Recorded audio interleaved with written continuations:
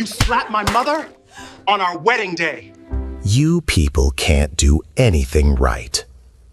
That's what the bride said, right before her hand flew through the air and landed across the face of an older black woman in a plain black server's uniform. The entire wedding hall froze. The string quartet stopped mid-note. Champagne glasses trembled in silent hands. Dozens of guests stared in disbelief as the woman staggered slightly, one hand going to her cheek, the other still holding a silver tray. The bride, Eleanor Whitmore, stood tall in a $30,000 wedding gown imported from Paris, her expression twisted in rage. She looked down at the older woman like she wasn't even human, like she was dirt beneath her heels. "You just ruined my dress," Eleanor snarled. "On my day? Get out. Now. You're fired." The slap hadn't even finished echoing across the marble walls when a voice cut through the silence like a bolt of lightning. "Mom." Everyone turned. At the grand entrance stood Malcolm Rivers, the groom, 6'2", in a tailored white tux, his expression frozen in something between horror and heartbreak. He looked at Eleanor, then back at the woman still standing quietly, one tear escaping down her face, the tray finally lowered to her side. "Eleanor, did you just slap my mother?" No one spoke. Even the air seemed to hold its breath, and in that one moment, the fairy tale crumbled. The chandeliers above no longer sparkled. They just stared down like silent witnesses to something unforgivable. The reporters lowered their cameras. The flower girl began to cry. Because what just happened wasn't an accident. It wasn't a misunderstanding. It was something deeper, something ugly, something that had been waiting beneath the surface of this perfect Southern wedding, just begging to be exposed. The bride hadn't just slapped a server. She had slapped the woman who gave everything to raise the man she was about to marry, and she didn't even know it. Before we go further, I want to ask you something. Have you ever watched someone show their true face when they thought no one important was watching? Because what happened in Charleston that day wasn't just a slap. It was a mirror, a warning, a test of character, one that would leave reputations shattered, hearts broken, and a nation divided. So stay with us. Watch till the end. Because this story doesn't end at the altar. It starts right there, with a slap heard across America. Before we take you deeper into this story, let me ask you something personal. Where are you watching from today? Atlanta? Chicago? Kingston? Nairobi? Maybe you're sipping coffee in a quiet kitchen in Tulsa, or catching this on your lunch break in downtown Toronto. Drop your city in the comments. Let's see how far love, respect, and truth can travel. And while you're here, don't just watch. Be part of something. If you believe that every mother deserves dignity, no matter the color of her skin or the uniform she wears, hit that like button. And if stories like this make you pause, make you feel something, or remind you of the kind of person you want to be, then subscribe to Hidden Worth. Because behind every headline, behind every viral clip, there's a deeper story waiting to be told. And this one is just getting started. Long before the champagne spill, long before the slap echoed through that wedding hall, Loretta Rivers was just a young mother with a baby on her hip and dreams held together with duct tape and prayer. She raised Malcolm in a tiny 2-bedroom house tucked behind a crumbling church in rural Georgia. Their neighborhood didn't have much, but it had heart. Loretta made sure of that. She was the kind of mother who packed peanut butter sandwiches in wax paper and who ironed Malcolm's shirts for school even when her own uniform stayed wrinkled. Back then, she worked double shifts as a nurse assistant at a local care home. The pay was low, the hours were brutal, but she kept at it. Every day, she whispered the same thing before walking out the door. "Mama's gonna make sure you get out of here, baby. One day, you're going to stand tall in rooms I'll never even see." She read to him at night, not fairy tales, but Maya Angelou and James Baldwin. Even when she came home so tired she could barely stand, she'd light a candle on the kitchen table and read until her voice cracked. She believed that if her son could read about dignity, he'd carry it in his bones, even when the world tried to strip it away. But life has a way of testing even the strongest hearts. One winter, Loretta got fired. She had stepped in when a patient, an old man with no family, was being neglected by a supervisor. She reported it, spoke up, and got labeled difficult. A week later, they let her go. The bills stacked up fast. The heater went out, Malcolm got sick from the cold. Loretta wrapped him in every blanket they had, holding him close and crying in silence, because mothers don't get to break. They just bend. One night she made a choice that would haunt her for decades. She packed a small duffel bag and left Malcolm with her older sister in North Carolina. "I'll be back soon," she promised, kneeling to his eye level, brushing the curls off his forehead. "But right now, Mama's gotta go fix a few things." Malcolm clung to her like he knew better, like he felt the finality in her voice, even if he didn't understand it yet. And just like that, Loretta disappeared. She didn't leave because she didn't love him. She left because she did. Because she didn't want her son to see her unravel, didn't want him to grow up watching her beg landlords for one more week or cry in silence over expired groceries. She wanted him to remember her as strong, not broken. So she stayed gone, moved from town to town, picked up work wherever she could, waitressing, caregiving, cleaning houses, whatever it took to stay afloat. She sent money when she could, always under someone else's name, afraid her pride couldn't survive hearing his voice ask, "Why did you leave me?" Over time, Malcolm stopped asking. He grew up, graduated, and built a name for himself. Loretta kept a box of clippings, printouts of online articles, screenshots from business magazines, and TED Talk photos, all about her son. His smile, his success. She watched from a distance, proud and ashamed all at once. She saw the world praise him, celebrate him, and call him the American dream. And every time someone said, "He must have had amazing parents," she'd look down and whisper, "You have no idea." For nearly 20 years, Loretta stayed in the shadows. But fate has a cruel sense of humor. One day, while working a shift for a catering agency in Charleston, she glanced at a poster taped to the side of the coffee machine. It showed a couple, smiling, flawless, elegant, announcing their wedding date. The groom was Malcolm. Her knees nearly buckled. She read the date 3 times, heart pounding. She asked around, casually, like she didn't recognize the man with the dimpled grin and kind eyes. Nobody knew she was his mother. Nobody knew that she had once rocked that man to sleep in a house that smelled like wood smoke and cornbread. Loretta didn't say a word, didn't try to call him, didn't try to explain. She just took a deep breath, rolled her shoulders back, and signed up to work the event. Not as a guest, as staff. Because sometimes a mother doesn't need to be seen. Sometimes she just wants to see her child smile. Malcolm Rivers didn't come from wealth. He didn't grow up with safety nets or silver spoons. He came from hand-me-down shoes, off-brand cereal, and a silence around dinner tables that whispered of struggle.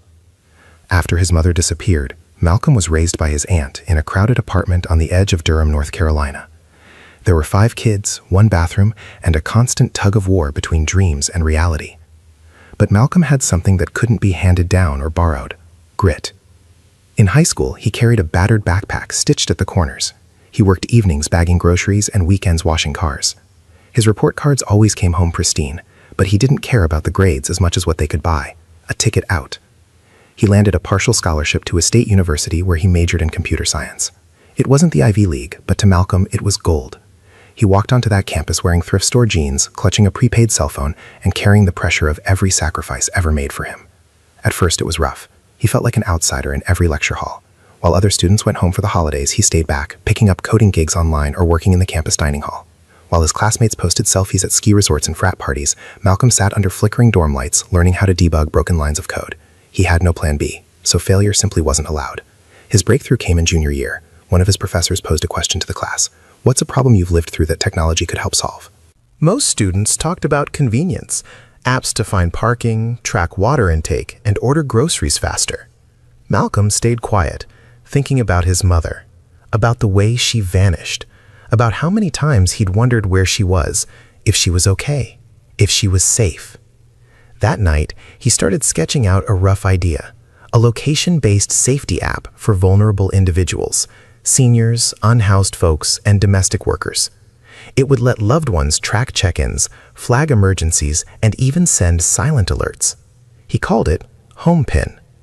At first, no one cared, But then a journalist at a student tech expo heard his pitch, wrote a blog post. That blog post got picked up. Within 3 months, Malcolm was fielding emails from investors. Not all of them were kind. Some asked to meet the real founder. Others seemed surprised when he showed up. "You're not what we expected," they said. He knew what they meant, but he never flinched. A year later, HomePin launched nationally. Within 6 months, it had over 1 million downloads. Malcolm was featured in Forbes 30 Under 30. His TEDx talk, where he spoke about building tools to protect people no one pays attention to, went viral. And just like that, the boy with the duct-taped backpack became the CEO with a tailored suit and a view from the top floor. But no matter how high he climbed, Malcolm never forgot the feeling of being unseen, that quiet ache of wondering where your mother is and why the world feels so stacked against you. That's why he hired former foster youth, why his board meetings always had at least one community organizer at the table, why he made sure the office bathrooms were gender neutral and the vending machines included local Black-owned snacks. It wasn't about checking boxes. It was about honoring pain with purpose.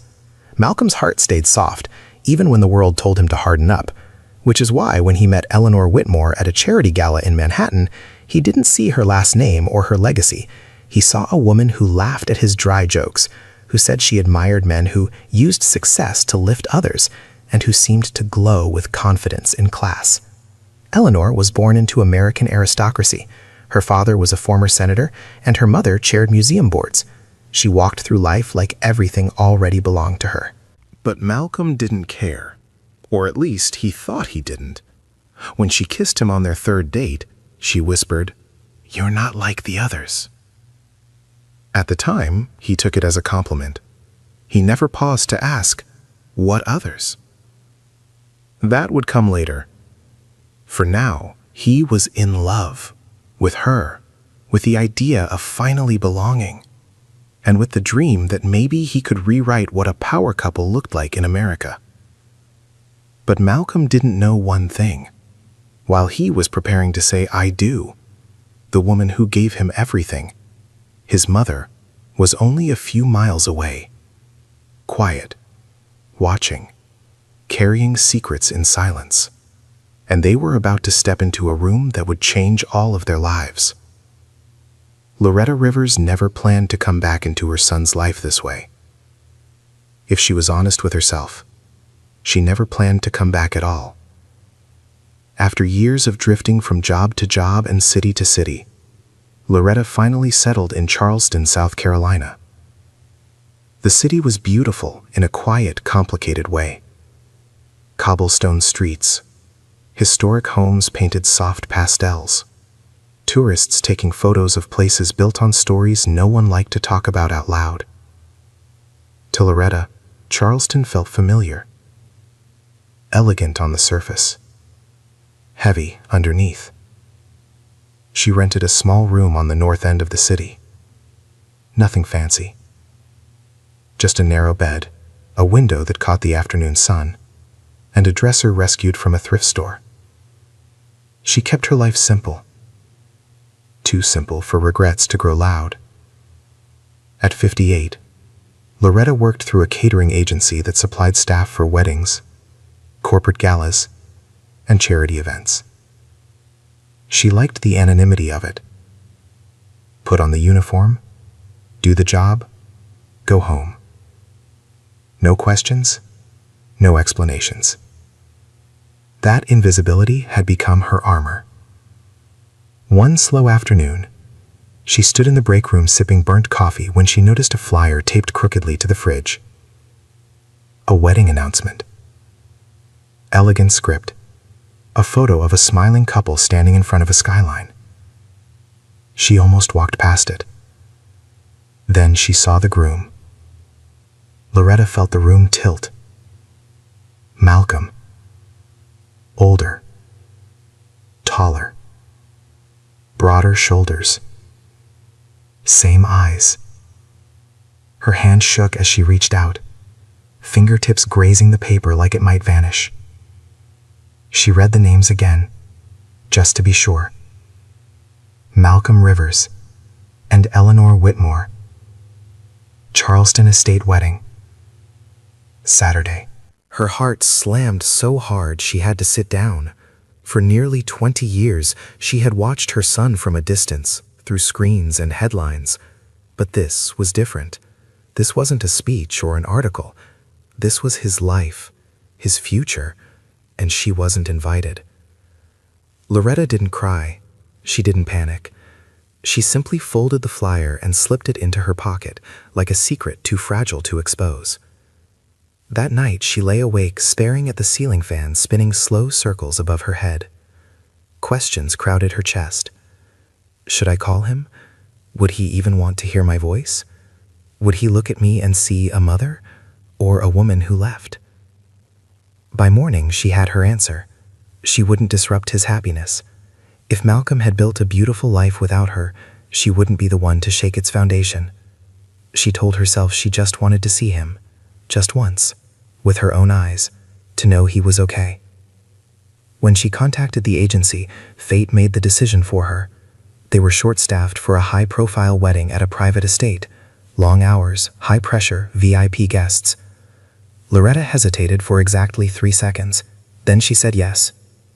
The morning of the wedding, she arrived early. The estate was stunning. White columns, manicured lawns, Spanish moss hanging like quiet witnesses from the trees. Everything screamed old money and tradition. Loretta changed into her uniform slowly. Black dress, apron, sensible shoes. She tied her hair back and looked at herself in the mirror. For a moment, she didn't see a server. She saw a mother, a woman who had once braided a little boy's hair before school, who had kissed scraped knees and whispered courage into young years, who had sacrificed everything and still wondered if it had been enough. She slipped a folded photo into her apron pocket, a picture of Malcolm at age 8, missing 2 teeth, grinning wide, her good luck charm. Backstage, the other staff buzzed with nerves. No one noticed Loretta's hands trembling as she picked up a tray. No one knew that the groom whose name echoed through the halls was the same child who used to fall asleep on her chest during thunderstorms. She caught her first glimpse of him just before the ceremony. Malcolm stood near the entrance, adjusting his cufflinks, confident, calm. Everything she had hoped he would become. Loretta had to turn away before her knees gave out. She pressed her palm to her chest and breathed through the ache. This was enough. Seeing him standing strong, alive, loved. That was her reward. She told herself she would stay invisible. Just another worker. Just another face in the background of his perfect day. But the universe had other plans. As the reception preparations intensified, a supervisor rushed over. A staff member had called out sick. Someone needed to cover VIP service near the bridal party. Loretta opened her mouth to decline, but the words never came. Instead, she nodded. She lifted the tray, squared her shoulders, and stepped forward. She didn't know that with every step she took across that polished marble floor, she was walking straight toward a moment that would rip the past open, expose the present, and force the truth into the light. She only knew one thing. She was there for her son, even if he never knew she was. The first red flag came wrapped in a compliment. "You're not like other black guys," Eleanor said, sipping wine across the table from Malcolm on one of their early dates. She smiled as if it were a good thing, as if it were a gift. Malcolm froze for a split second. Then he smiled back, trying not to make it awkward.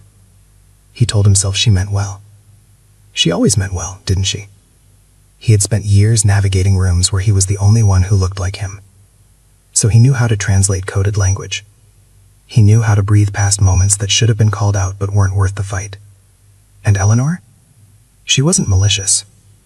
Just unaware. So he let it slide. That became a pattern. Whenever Eleanor said something tone-deaf, Malcolm brushed it off. Like the time they were driving through a low-income neighborhood and she locked the doors automatically. Then laughed nervously. Sorry, habit. Or when she asked if his natural hair got like that on its own.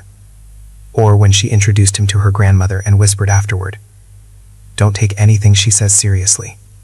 She's from a different time." Malcolm always found a way to explain it. Excuse it. Push it down. After all, love was supposed to look past imperfections. and he was in love. Deeply. The kind that makes you believe you can change the world together. He met Eleanor's parents 6 months into their relationship. The Whitmores lived in an estate that looked like it had its own zip code. Her father, Douglas Whitmore, was a former senator with a jaw like granite and a handshake that never lingered. Her mother, Judith, smiled through her teeth the whole evening and asked more questions about Malcolm's background than about who he actually was. "So, your parents," she started, stirring her iced tea. "I was raised by my aunt, mostly," Malcolm replied. Judith's eyebrows lifted slightly. "Oh, I see." Nothing more, just enough silence to remind him he didn't come from the same world. Later that night, Eleanor tried to apologize. "They're just old-fashioned," she said, curling up beside him. "But they'll come around. My mom actually said you were very well-spoken." That word, well-spoken, it landed like a bruise. But Malcolm didn't say anything. He didn't want to come off as sensitive or angry. He told himself again it wasn't a big deal. Besides, there were good moments, real ones. When they cooked together and laughed over burnt pancakes, when they danced barefoot in her kitchen to Stevie Wonder, when she surprised him with a first-edition copy of The Fire Next Time and said, "I want to understand what shaped you." He clung to those moments. He wanted to believe that love could stretch far enough to cover the blind spots. Still, the pressure mounted in subtle ways. When wedding planning began, Eleanor took the reins. She wanted everything elegant but classic, which, in her words, meant nothing too urban or modern. She vetoed a jazz band Malcolm suggested and insisted on a harpist instead. She raised an eyebrow when he asked if they could serve sweet tea and cornbread at the reception. "It's a wedding, not a cookout," she said. They toured venues, mostly plantations turned wedding spaces. Malcolm winced at the plaques describing gracious antebellum architecture and Old South charm.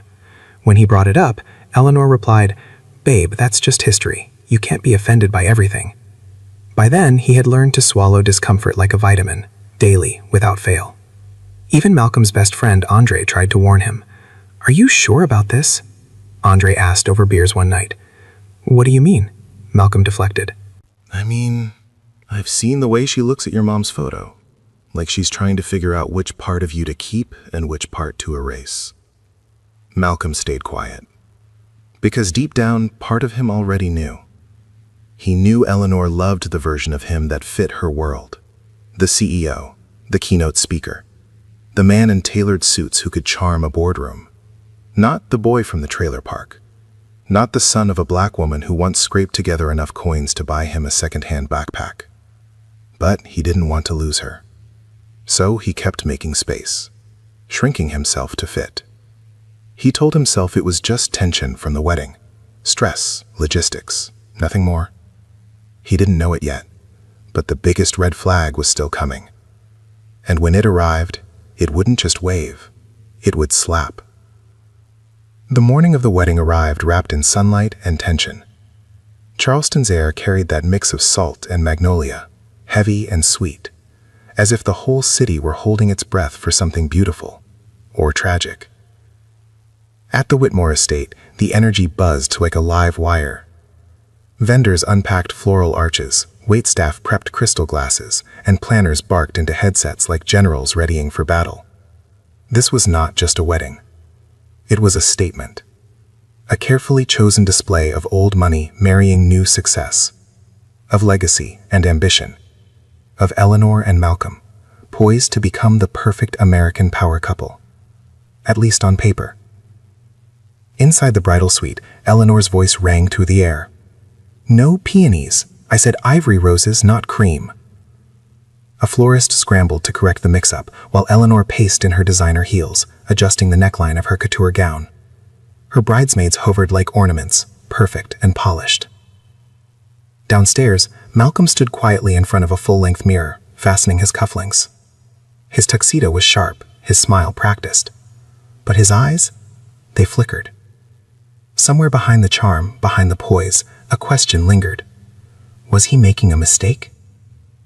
He'd been asking himself that more and more over the past few weeks, but today wasn't the day to unravel. Not here, Not now. The cameras were already outside. The press had RSVP'd. The whole city seemed to be watching. So he straightened his jacket, nodded to his groomsmen, and walked toward the ceremony like a man stepping onto a stage built for someone else. A few hundred feet away, in the service tent behind the estate, Loretta adjusted the collar of her black uniform. Her hands moved automatically, folding napkins, aligning silverware, checking champagne temperatures. But her mind was somewhere else. She hadn't seen Malcolm up close since she'd spotted his photo on the wedding flyer. And now, she was just moments from standing in the same room as him, breathing the same air. She wasn't supposed to feel this nervous. She was just a server, invisible, background. But she couldn't stop the ache in her chest or the weight of the moment pressing against her ribs. "Hey, Loretta," one of the coordinators called, breathless. "Change of plan. We're short one person for VIP tray service. Can you step in?" Loretta blinked. "VIP?" "Yeah, near the head table. You'll just be floating, light tray work." She hesitated, her instincts screaming to say no, to stay in the shadows where it was safe. But then she nodded. "I've got it." She smoothed her apron, tied it tight, and steadied her breath. Meanwhile, guests began to arrive in waves. The guests list read like a magazine spread: politicians, celebrities, business executives, and people with smiles too white and handshakes too firm. They sipped champagne and complimented the decor, admiring the golden arch set against the southern sky. Everything sparkled. Everything was perfect, at least on the surface. Eleanor made her entrance like a scene from a bridal catalog. The quartet played soft piano covers of classic love songs. Her veil trailed behind her like a silk cloud. Guests rose, phones lifted, gasps floated through the air. Malcolm stood at the altar, hands clasped, watching her walk toward him. He smiled, but it didn't quite reach his eyes. He scanned the crowd, not for status, not for press, for someone. Someone who wasn't there, or so he thought. Loretta stood near the back, holding a tray, eyes wide but unreadable. She watched her son at the altar, the way he adjusted his posture, the way he exhaled too slowly. She saw the boy behind the man, and her heart cracked wide open. For a brief moment, her fingers trembled. Then she reset her stance and reminded herself, this wasn't about her. This was his day. After the ceremony, the guests rushed into the reception hall, which was a high-ceilinged ballroom draped in cream and gold and lit by chandeliers that looked like they belonged in a royal palace. The DJ played a jazzy remix of love songs, and the servers moved through the crowd with ease. Loretta moved carefully, silently. She carried herself with quiet dignity, avoiding eye contact, head slightly lowered, like the other staff. But inside, her heart roared. She passed by the sweetheart table, Malcolm and Eleanor seated side by side, smiling for photos, and her breath caught. She was so close she could almost reach out and touch him. Almost, but she didn't. She walked away, gripping the tray a little tighter. She didn't know that in just a few moments, that tray, her silence, and one spilled drop would ignite something that no one could stop. Not love, not legacy, not even blood.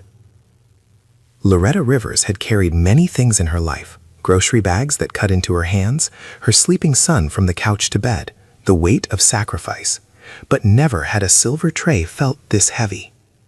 She moved through the reception hall like a shadow, balancing crystal flutes filled with champagne. The crowd around her buzzed with money and polish, laughter too loud, dresses are too white, smiles too sharp. She kept her eyes low, her footsteps steady, until she saw him, Malcolm, her son, standing by the head table, laughing with a guest, his hand resting gently on Eleanor's back. He looked grown, taller, fuller in the face, but it was him, no doubt, her baby boy. Her breath caught. For a split second, she forgot she was wearing a uniform, forgot that she was supposed to be invisible. She just saw her son, alive and thriving, and for that moment, it felt like everything had been worth it. She didn't notice the groomsman behind her until it was too late. He stumbled, half drunk, and bumped into her side. Her tray tilted sharply. It was only a few drops, barely enough to count, but 2 perfect arcs of champagne splashed across Eleanor's wedding gown. The music didn't stop, but the mood did. Gasps rippled like whispers on glass. Loretta instinctively turned toward Eleanor, already apologizing. "I'm so sorry, ma'am, it was an accident." But Eleanor didn't hear the apology. Or maybe she did, and she didn't care. She spun around, eyes blazing and cheeks flushed, and for the first time she really looked at Loretta. Not like a person, not like a woman, but like a problem. And without a second thought, she slapped her. The crack of skin on skin echoed like a gunshot. Loretta's head snapped to the side. The tray clattered but didn't fall. Her lip trembled, but she didn't speak. Her hand rose slowly to her cheek. Her eyes stayed fixed on Eleanor. The room fell into silence. All those eyes, all those people, all that power, and no one said a word. "You people can't do anything right," Eleanor hissed, adjusting her dress. That phrase, "you people," carried the weight of generations, of doors slammed, of jobs denied, of backs bent and voices silenced. Loretta had heard it before, in different words, in different tones, but always with the same poison. She had been slapped before, by life, by systems, by silence, but never quite like this. Not in public, not in front of her son. But Eleanor didn't know that part yet. She didn't know who she had just humiliated, and neither did the guests. Until one voice broke through. "Mom?" It was barely louder than a whisper, but it thundered through Loretta's chest. She turned. Malcolm stood at the edge of the dance floor, frozen. His eyes were wide, mouth slightly open, hands limp at his sides. For a moment, the groom wasn't a man anymore. He was a child again, looking at something he couldn't understand. Eleanor turned, her expression still hard, ready to explain herself. But then she saw Malcolm, and saw who he was staring at. Her face changed instantly. Confusion, then horror, then something else, something colder, like she was calculating how fast she could walk this back. Malcolm stepped forward, slowly. "Did you just slap my mother?" The room inhaled, held it. Loretta wanted to say something, anything, to soften it, to explain, but she couldn't. Her throat had closed up.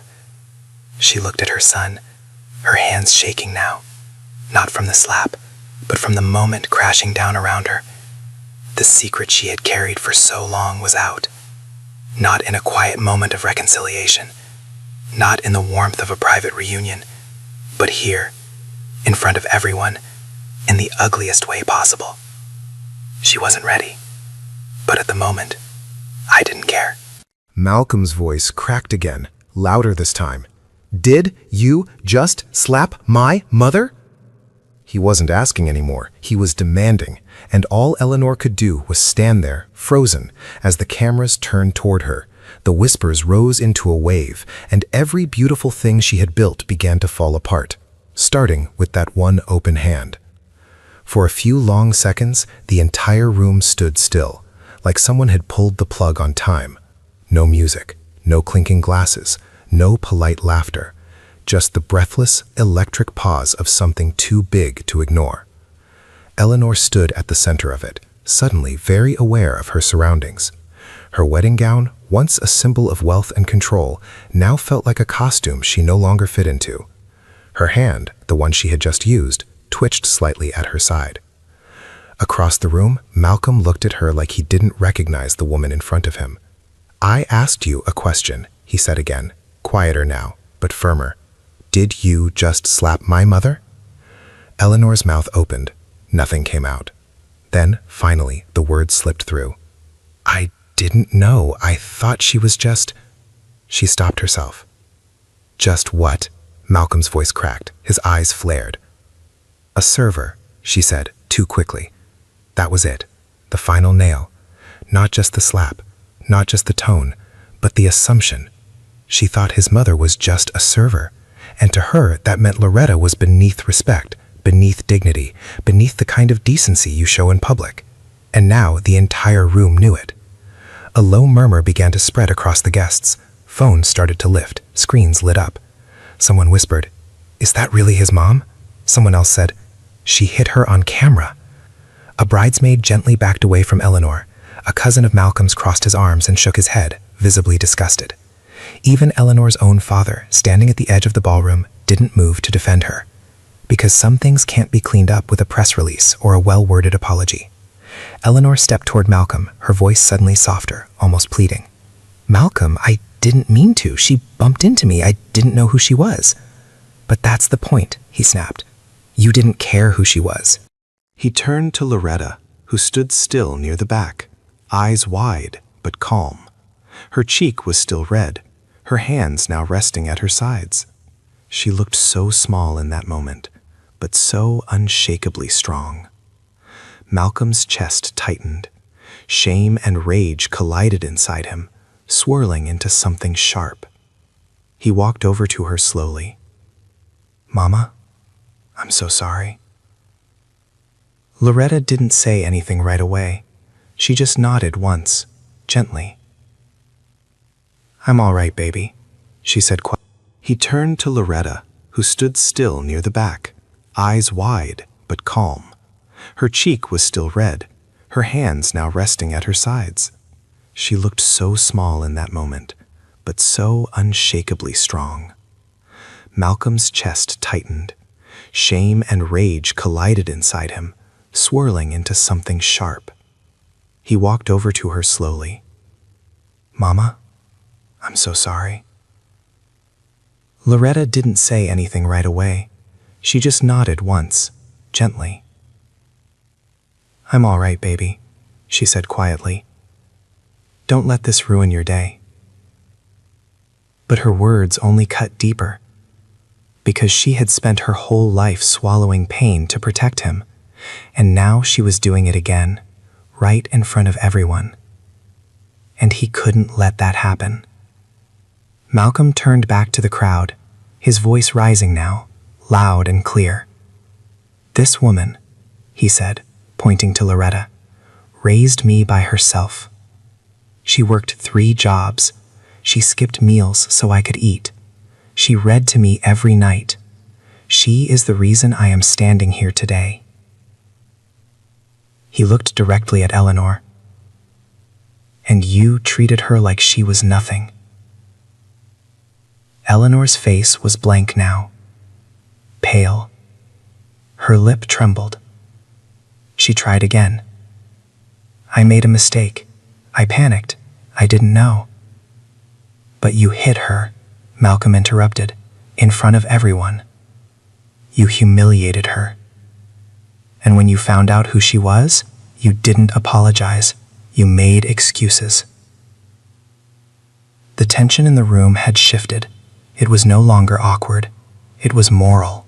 It was justice stepping into a space that had been built to exclude it.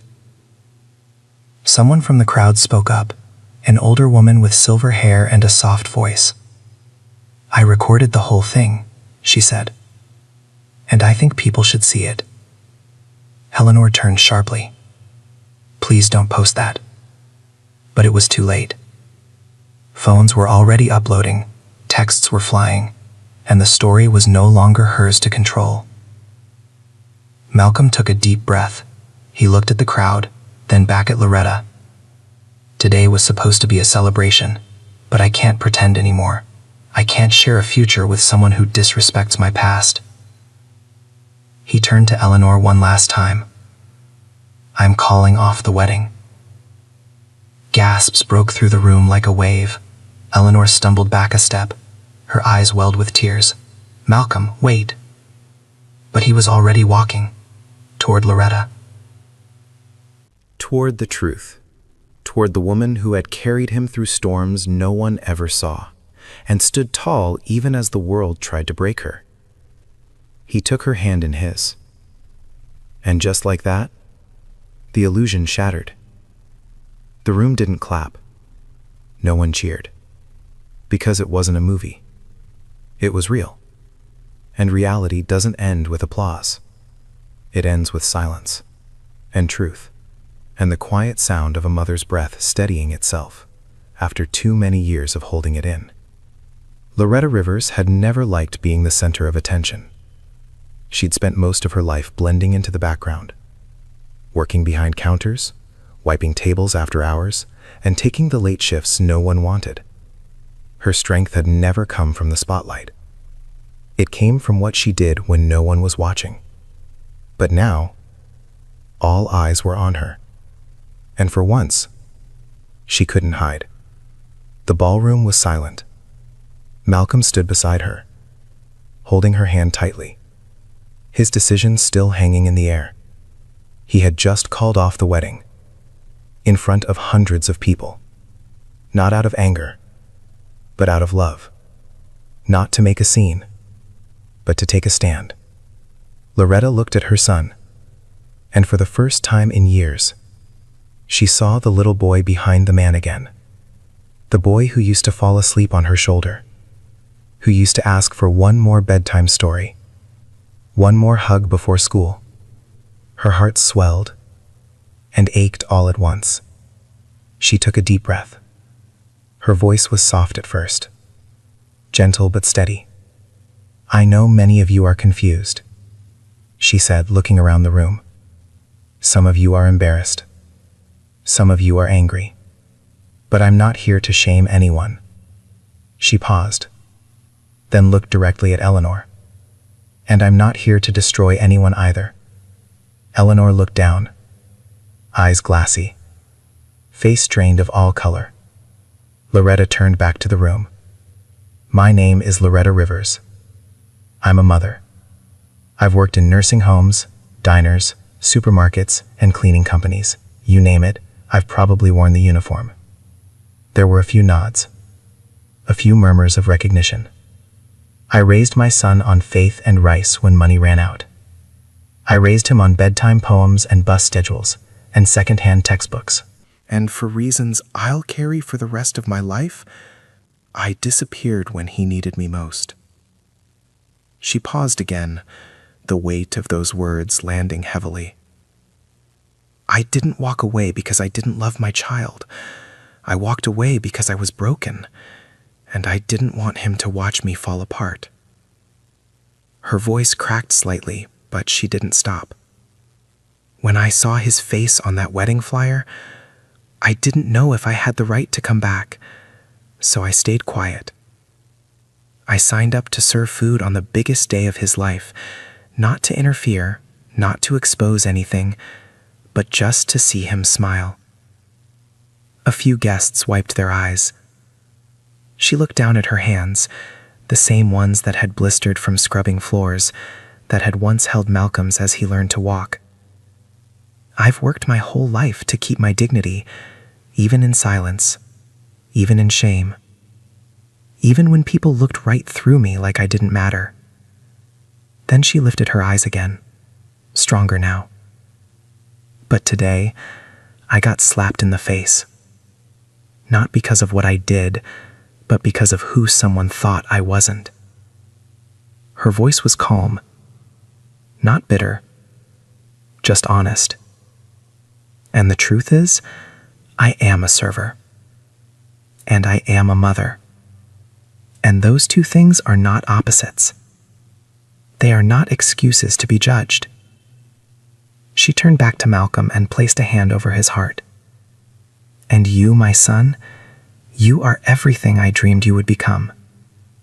You stood up today, not just for me, but for every person who has ever been disrespected for simply doing their job, for showing up, for existing." Malcolm's eyes were wet now. He gripped her hand tighter.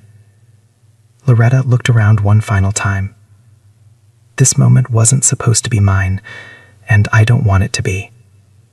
But if it is, then let it be a reminder that no matter how successful you become, how big your name gets, or how expensive your suit is, none of it means anything if you forget how to treat people with basic human decency." There was a long silence, and then softly, someone clapped. Just one person, then two, then more. No applause for drama, for truth, for courage, for grace. Loretta didn't bow. She didn't smile. She simply stepped back, took a breath, and let her son guide her out of the spotlight. Because she didn't need the world to know her story. She just needed her son to know he was never forgotten. And now, he did. It only took one video, one shaky clip filmed on a phone from halfway across the ballroom, zoomed in just enough to catch the slap, the silence, and the moment Malcolm said, "You just slapped my mother." By the time the servers were clearing dessert plates and guests were quietly slipping out of the venue, the video had already crossed state lines, uploaded, shared, tweeted, reposted, and stitched into reaction videos with hashtags like #wildfire. The wedding slap? Black mothers matter. You people is racist. Respect is basic. In under 6 hours, the clip hit 1 million views. By morning, it had gone global. Twitter was on fire. Some people couldn't believe what they saw.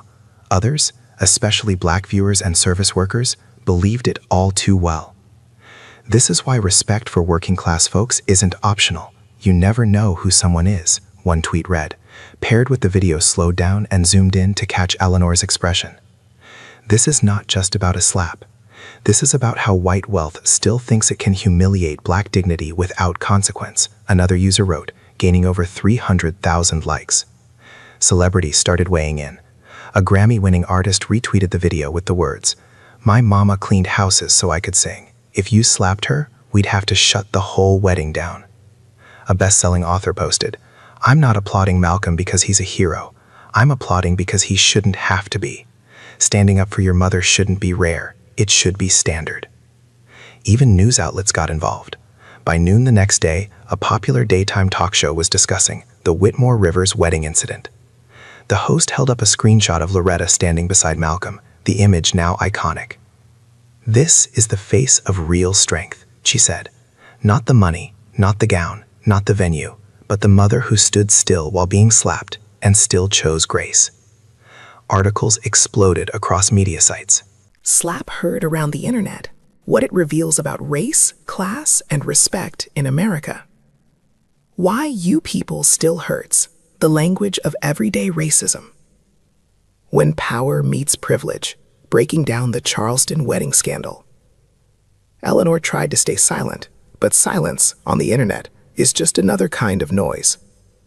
Within 48 hours, her name was trending for all the wrong reasons. Clips from her lifestyle YouTube channel resurfaced. Viewers dissected past episodes, her tone with waitstaff, and the jokes she made when she thought the mic was off. Suddenly, her curated online brand, Southern charm, home decor, philanthropic brunches, crumbled like a paper set left out in the rain. Sponsors pulled out. A luxury skincare line issued a statement ending their partnership with Eleanor, citing their commitment to diversity, equity, and dignity for all communities. A fashion house scrubbed her image from their spring campaign.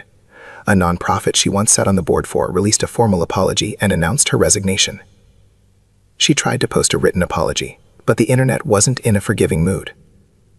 "I didn't know she was his mother," she wrote. Slap heard around the internet.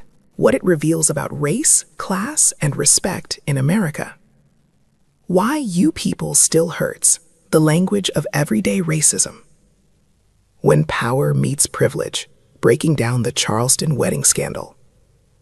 Eleanor tried to stay silent, but silence on the internet is just another kind of noise. Within 48 hours, her name was trending for all the wrong reasons. Clips from her lifestyle YouTube channel resurfaced. Viewers dissected past episodes, her tone with waitstaff, and the jokes she made when she thought the mic was off. Suddenly, her curated online brand, Southern charm, home decor, philanthropic brunches, crumbled like a paper set left out in the rain. Sponsors pulled out.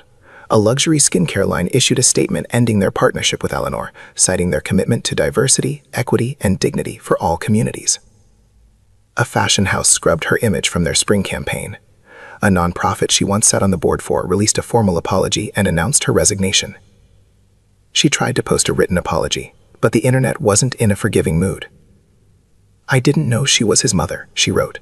Thousands replied within minutes. And if she wasn't, would it have been okay then? Even people who didn't usually weigh in on viral stories started using the moment as a teaching tool. Professors assigned the clip in media studies and ethics classes. Pastors quoted Loretta's speech in sermons. Podcasters broke down each beat, analyzing it like a cultural earthquake. One slap exposing layers of historical tension, unspoken bias, and the everyday dehumanization of Black women in service roles. And through it all, Loretta stayed silent. No interviews, no Instagram, no press tour. She had said what needed to be said in that ballroom. She didn't need to say it again. Malcolm, too, declined interviews. He released only one brief statement through his company. Respect should never depend on someone's title, income, or skin color. My mother taught me that. I will always stand by her. Instead of capitalizing on the moment, Malcolm stepped away. He stopped posting. He returned to his community work. He kept his phone on silent. He took his mother out for walks. And while the world screamed and judged and canceled and speculated, they sat on a park bench in downtown Charleston, quietly feeding ducks. Two people, two generations, one bond, unbroken. Because long after the hashtags fade and the outrage moves on to the next scandal, one truth will still remain. Loretta never asked to be famous. She just asked to be treated like a human being. Malcolm Rivers had always believed in logic. In code, there were only two options, true or false, on or off, working or broken. No gray areas, no maybe. But after that slap, the silence, and the look in his mother's eyes, Malcolm realized something deeper. In life, doing nothing is still a choice, and silence can be a decision that screams. So he made his choice, and this time, he said it out loud. 3 days after the wedding that never was, Malcolm stood behind a podium at a press conference outside the Home Pin headquarters. He wore no tie, just a white shirt, open at the collar, sleeves rolled up, face calm but tired. The room was packed. Cameras clicked, reporters leaned forward, and microphones angled toward him like a forest of questions. He cleared his throat and began. Let me start by saying this. I didn't cancel a wedding because of a spilled drink. I didn't cancel it because of an accident. I canceled it because of what came after. He paused. Because someone I loved used their power to humiliate someone they thought had none. The crowd was still. A few murmurs in the back, but mostly silence. And that someone, Malcolm continued, was my mother. He didn't raise his voice. He didn't need to. She stood quietly while being disrespected. She didn't speak up to make herself a victim. She's not wired that way. She's the kind of woman who built her life around service, around strength, around dignity. He took a breath. When she was slapped, it wasn't just her skin that was hit. It was every woman who's ever been ignored while making the world run smoothly. Every person who's ever worn a uniform and been treated like part of the furniture. Every mother who gave everything and still got dismissed like she didn't matter. A journalist raised a hand, but Malcolm motioned gently. Let me finish. I don't need sympathy. I don't want clicks. I want clarity. He looked straight into the cameras. I will never allow anyone, no matter how wealthy, how educated, or how powerful, to insult my mother and remain a part of my life. I won't marry into a family that thinks kindness has to be earned, and I won't let this moment fade into another online trend. Then he stepped aside and walked over to a small stand holding a folded paper. I've spoken with my team, and today I'm announcing the launch of the Loretta Initiative, a $1 million fund dedicated to supporting Black women-owned small businesses in hospitality, care work, and service industries across the South. Grants will be awarded quarterly. No pitch decks, no buzzwords, just real support for women who do real work. The reporters erupted with questions, but Malcolm didn't stay to answer. He stepped away from the podium, hugged his mother, who had quietly appeared behind the curtain, and walked off the stage, hand in hand with her. The moment was recorded, shared, clipped, celebrated. But it wasn't a PR stunt. It was a son keeping a promise. That same afternoon, he sat across from Loretta at a small table outside a local bakery. She was sipping sweet tea. He was working on a biscuit. Neither spoke for a while. Then Loretta looked up, eyes soft but questioning. Are you sure about all this? Malcolm smiled. Yeah, Mama, I'm sure. I know that girl hurt you. She didn't hurt me, he said. She exposed herself, and I needed to see it. Loretta nodded slowly. You always were better at seeing the truth than I was, she said. Malcolm chuckled. I think I learned it from watching you. You saw things for what they were. You just never let it make you hard. They sat a while longer, listening to the hum of the street, children laughing in the park, a distant church bell ringing the hour. Then Malcolm said something he'd been holding on to. I spent so many years trying to make it, prove myself, climb, fit into rooms that were never built for people like me. And I thought success meant not looking back. Loretta reached across the table and gently tapped his hand. But you did look back. He smiled, and I saw the only person who ever truly had my back. Later that evening, he deleted his saved wedding vows from his phone. Instead, he opened a new note and typed out a single line. Success means nothing if it costs your soul. Eleanor Whitmore sat alone in a hotel room that cost more per night than most people's monthly rent, surrounded by silence. The glitter was gone. The makeup was gone. Her publicist had stopped calling.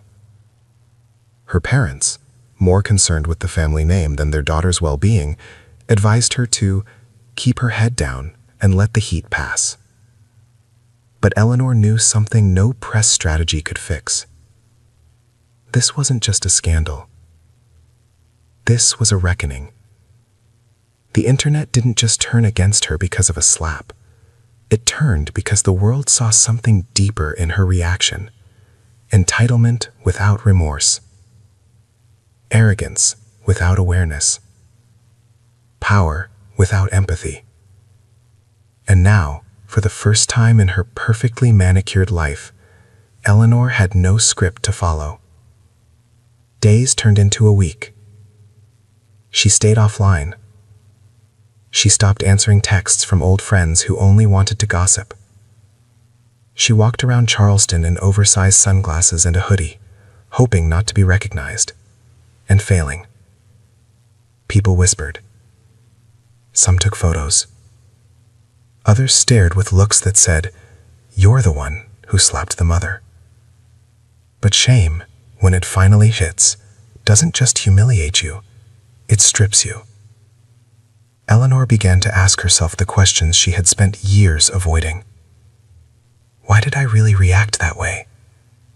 What did I see when I looked at Loretta Rivers that made me feel above her? And how many other people have I treated that way without even realizing it? The questions weren't comfortable, but they were necessary. She started reading, not tabloids, not brand memos, but books, real ones. Memoirs, essays. Michelle Alexander, Toni Morrison, and Bell Hooks. She watched interviews, listened to podcasts, took notes, cried. And one day, she did something no one expected. She showed up at a small community center where Loretta had begun volunteering part-time after the fallout, helping organize resources for elderly caregivers and single mothers. Eleanor came in quietly. No cameras. No press. Just a woman in jeans and a white blouse, holding her breath. Loretta was setting up chairs for an evening discussion circle when she saw her. She didn't react. Didn't glare. Didn't flinch. She simply kept working. Eleanor approached, her voice barely above a whisper. "I'm not here to ask for anything," she said. I need to say something." Loretta paused, turned, looked at her fully. The same woman who once stood frozen under a wedding chandelier now stood steady under fluorescent lights, eyes tired but kind. Eleanor swallowed hard.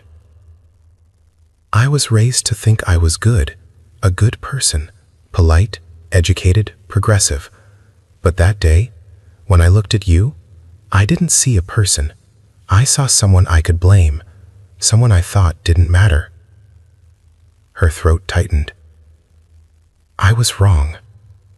I was so wrong." Loretta didn't interrupt. "I'm not asking for forgiveness," Eleanor continued. "I don't deserve it. But I want to spend the rest of my life learning how to unlearn what made me capable of doing what I did." Her throat tightened. "I'm sorry." Silence stretched between them like a fragile thread. Then Loretta spoke, calm, measured, unwavering. I believe people can change. But change isn't a sentence. It's a lifetime. Eleanor nodded, her eyes filling. Loretta took a step closer. I don't hate you, she said. But I won't forget. Eleanor looked down. I understand. You want to do better? Don't prove it to me. Prove it to the people you'll meet who have less power than you. People who can't fight back. People who you used to overlook. I will, Eleanor said, her voice almost breaking. I swear I will. Loretta reached out, gently touching her arm, not in comfort, but in clarity. Then don't waste the pain. Let it make you better. They didn't hug. This wasn't a reunion. It was a reckoning. And sometimes, that's enough. Later that night, Malcolm asked his mother if she regretted speaking to Eleanor. Loretta stirred her tea slowly, thinking. I don't regret listening, she said. But forgiveness isn't something I hand out like party favors. It has to grow on its own. Do you think it ever will? Malcolm asked. Loretta shrugged gently. Maybe. Maybe not. But I didn't do it for her. I did it so you would know we don't carry hate. We carry standards. Malcolm smiled, understanding now what took years to learn. Redemption isn't about who says sorry. It's about who becomes different. And regret? Regret is the price you pay when you realize too late what respect costs. The story didn't end with a press conference. It didn't end with a public apology or a viral video or even a canceled wedding. Because stories like this don't really end. They echo. They shift something in the room. They stick in the corners of our minds, showing up later when we least expect them. When we're standing in line at a coffee shop, when we walk past someone in a uniform, when we catch ourselves speaking just a little too sharply to someone we think doesn't matter. Loretta Rivers didn't go back to hiding after all this. She didn't sign book deals or give TED Talks or go on morning shows. She kept volunteering at the community center, kept walking to the market every Saturday, and kept folding her laundry with the same care she once used to fold her son's school clothes. But something had changed. Not in her, but around her. People saw her now. They stopped her on the street to say thank you. They asked for advice. They asked how to help. She always answered the same way. Start with how you treat people who have nothing to give you. Malcolm, for his part, didn't retreat either. He didn't launch a campaign to clean up his image. He didn't date publicly. He focused on his company, his team, and more than anything, his time with his mother. They cooked dinner together in his condo, a small kitchen compared to the estate where everything had unraveled. But here, the food tasted better, the conversations were warmer, and the laughter didn't echo. It filled the room. One night, after dishes were done and the news was humming, she dried her hands on a dish towel, walked to the window, and looked out at the Charleston skyline. I think they can, she said softly, but only if they want to. Only if the truth hurts bad enough. Malcolm nodded. Then she turned to him and added, but the real change? It starts when no one's watching. When you're not trying to impress. When you're just better. Because you know you should be. That stayed with him. And maybe it should stay with us too. Because we all play a part in stories like this. Whether we're the one being ignored, the one doing the ignoring, or the one who chooses to finally say something. So here's the lesson. Respect isn't earned by age or title or income. It's not reserved for the polished or the powerful. Respect is basic. It's human. It should never be a reward. It should be the default. And yet, we live in a world where it isn't. Where people like Loretta get looked through, not looked at. Where a uniform becomes a reason to speak more harshly, not more kindly. Where someone's value is measured in status instead of story. But the truth is, every person you pass, every grocery clerk, every janitor, every nurse, every bus driver, carries a lifetime of moments you'll never see, battles you'll never know, sacrifices they made for people who may never say thank you. You don't have to know someone's story to treat them like they have one. That's what Malcolm learned. That's what Eleanor is still learning. That's what the story was always about. Not a slap, not a wedding, not a scandal, but a mirror. A reflection of who we become when power meets pressure.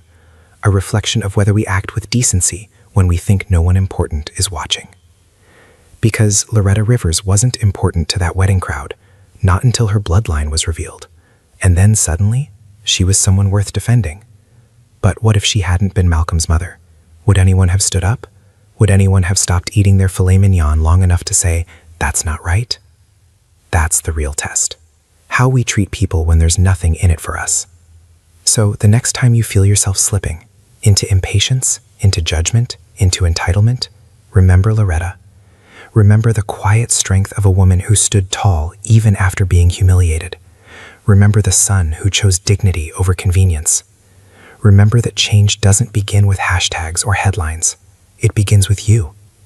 And maybe, just maybe, after watching this story, you'll pick up the phone and call your mother, or text your father, or say thank you to the person holding the door open, or smile at the cashier, or tip a little more, or simply pause long enough to remember that everyone is carrying something. Everyone. Even the woman behind the tray. Especially her.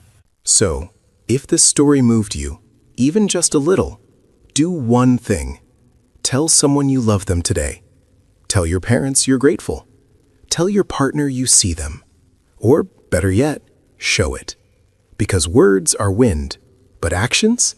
Actions are the proof of who we really are. Thank you for watching this story with your heart open. Drop your location in the comments. Let us know where you're watching from. Lagos, Atlanta, New York, Cape Town, London, Kingston, Detroit. Let's show the world how far gratitude and respect can reach.